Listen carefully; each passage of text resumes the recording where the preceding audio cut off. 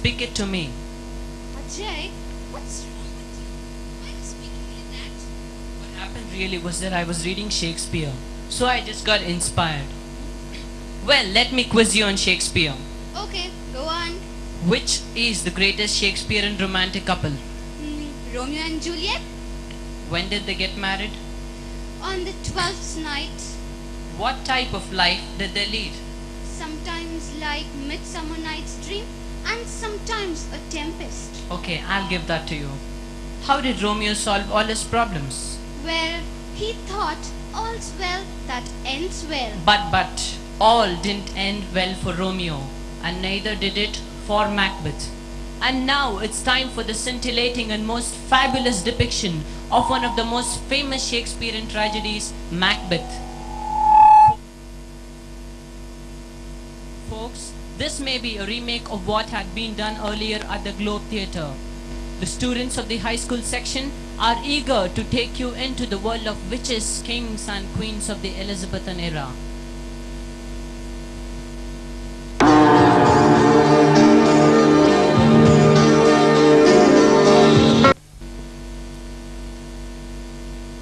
Great time watching all our programs. And to give you a fair idea of what we do, it is hours and hours in the recording studio where the children rehearse their lines and when the music is being composed. We have that wonderful person who has been the backbone of all our annual school day programs. He is a very well-known music director and more so a very well-known comedian of the Kannada film industry. Can I now request Mr. Sadhu Kokila to come on stage, please? He has always been very, very accommodative, and all the scintillating music and the wonderful music that you have been hearing for the last couple of days is because of Sadhu Kokila. Can I request Mother to come on stage, please?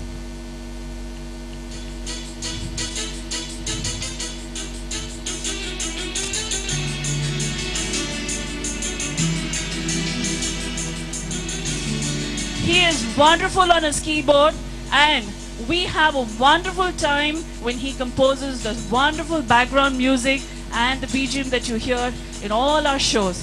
Thank you, Mr. Sadhu Kokila. Thank you very, very much. It's wonderful having you here. And another person that I would love to introduce is Mr. Ravi Raj. He has wonderful golden hands when he plays on his keyboard. And the Macbeth music that you're going to hear now is because of him. Thank you. Thanks a lot, sir.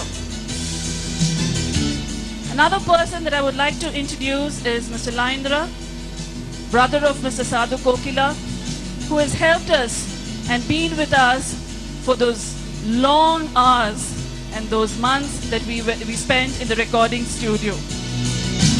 Thank you, sir. Thank you, Mother.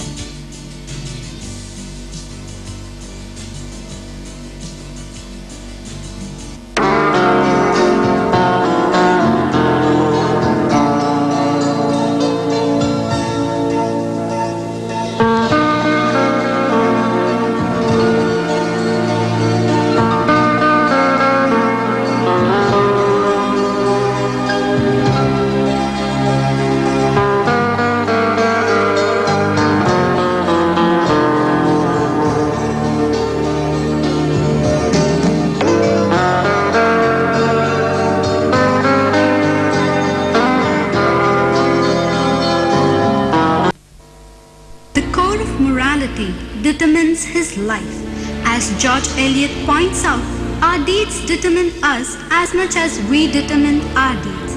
Shakespearean tragedy represents this interaction of character and action. It is the inward conflict, the struggle between the good and the evil. The inner conflict is seen vividly in Macbeth. The witch's greetings stir up his secret ambition and criminal intent.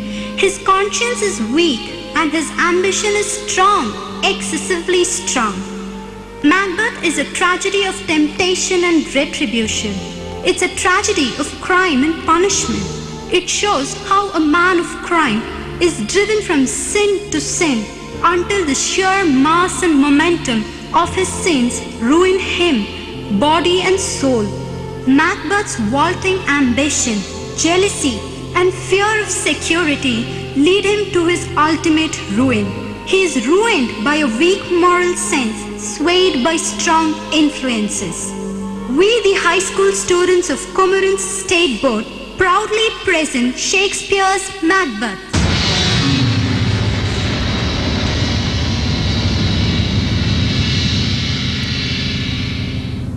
Down the rebels and the enemies of King Duncan. On the way back, Macbeth and Banquo are hailed by three witches who predict that he would be the king of Scotland. In the flush of victory, his secret ambition to become the king is now stirred by the witches' predictions. King Duncan, as a mark of gratitude, honors him with noble titles. Macbeth is amazed at the unexpected fulfillment of the witches' predictions. Now, the scene opens. It is the blasted heath, the three witches, the weird sisters, hail Macbeth and Banquo.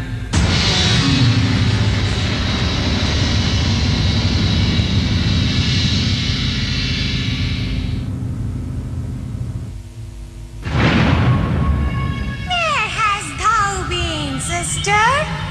Killing swine! A sailor's wife had chestnuts in lap, and munched and munched and munched. Kill me, quoth I. She did not. So, like a rat, I'll do it.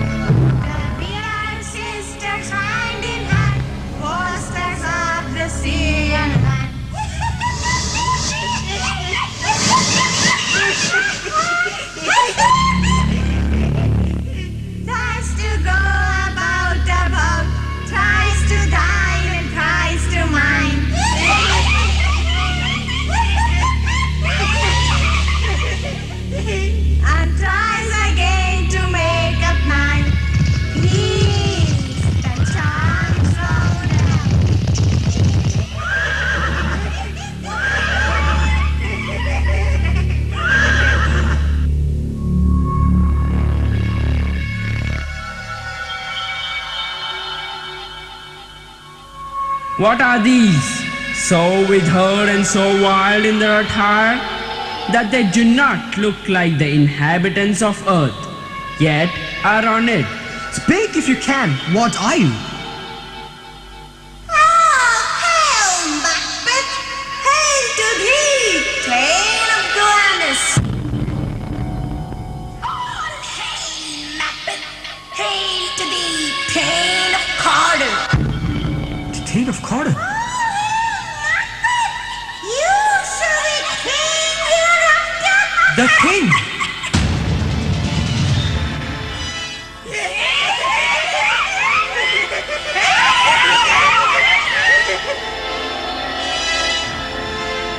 Lesser than Macbeth and greater! Not happy, yet much happier.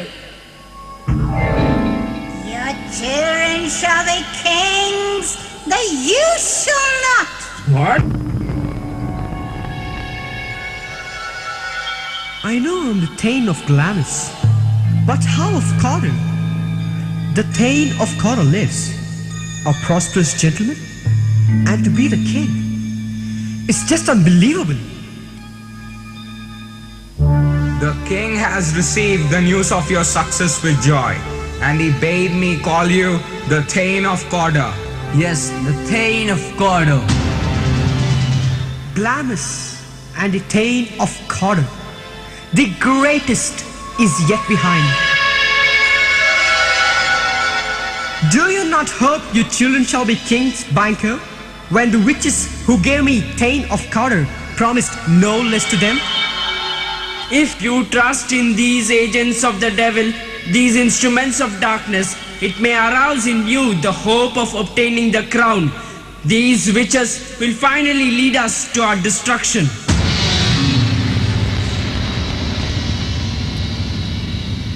King Duncan honors his cousin Macbeth. Lady Macbeth receives a letter from Macbeth in which he tells her of the witches' greetings to him.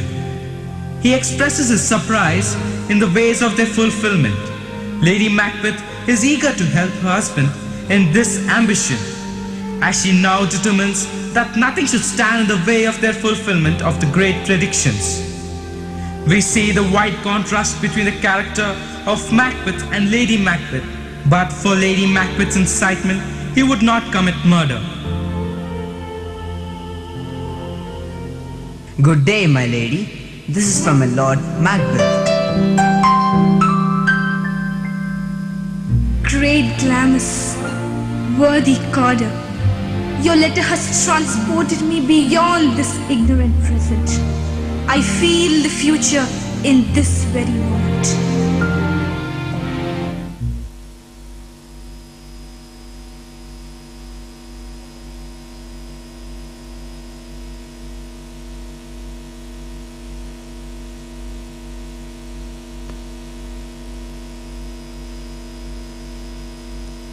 Letter from Macbeth in which he tells her of the witches' greetings to him. He expresses his surprise in the ways of their fulfillment. Lady Macbeth is eager to help her husband in this ambition, as she now determines that nothing should stand in the way of their fulfillment of the great predictions.